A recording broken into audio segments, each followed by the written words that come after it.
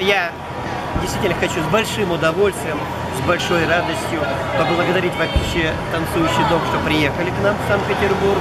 Коллектив очень слаженный, творческий, можно сказать, профессиональный.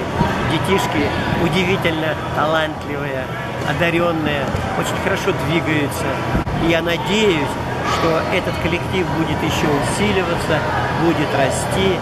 Ему будут оказывать помощь и правительство Москвы, и коммерческие структуры для того, чтобы этот коллектив сохранить и он развивался.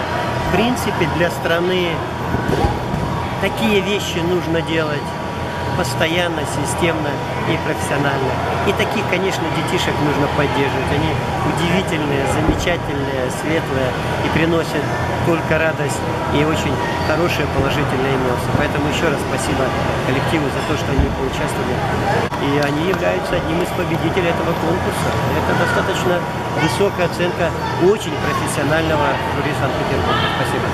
Мы в следующем году, конечно, это традиционное